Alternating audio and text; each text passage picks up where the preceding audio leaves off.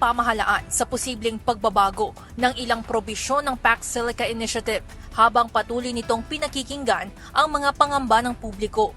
Ayon sa Malacanang, layunin nitong matiyak na magiging kapaki-pakinabang ang proyekto hindi lamang sa mga mamumuhunan kundi higit sa mga Pilipino. May chance po na mabago ang ibang mga provisions.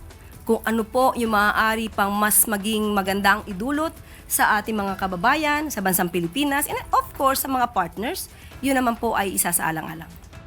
Tiniyak din ng palasyo na pagtutuunan ng pamahalaan ang mga isyong may kaugnayan sa posibleng epekto ng proyekto sa supply ng tubig at kuryente.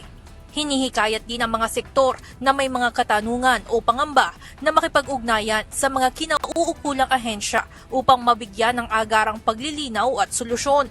Iginiit pa ni Palace Press Officer Undersecretary Claire Castro na hindi magpapadala ng negatibong mensahe sa mga mamumuhunan ang posibleng rebisyon sa ilang probisyon dahil bahagi lamang ito ng normal na pagpapabuti sa isang malaking proyekto.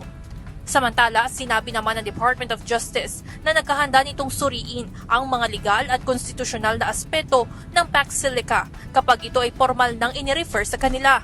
Ayon kay DOJ Undersecretary Nicholas T., sa ngayon ay nasa mga economic agency tulad ng Department of Trade and Industry at Department of Economy, Planning and Development ang mga pangunahing pagtalakay sa proyekto. At this point, we'll wait and see. We'll wait and see when the matter is referred to us. But if that does happen, when that does happen, we'll be ready to look into the legal and constitutional angles of this endeavor.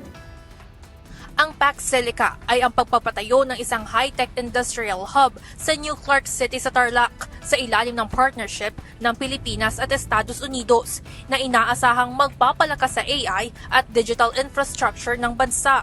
Ngunit patuloy itong kinukwestiyon ng ilang environmental groups dahil sa umano'y malaking pangangailangan ito sa tubig at enerhiya kapag nagsimula ng operasyon ng mga AI-centered facilities. Sa kabila nito, nilinaw ng pamahalaan na bukas ito sa mga pagbabago at konsultasyon upang matiyak na mapapangalagaan ang kapakanan ng mga Pilipino habang isinusulong ang malalaking pamumuhunan sa bansa.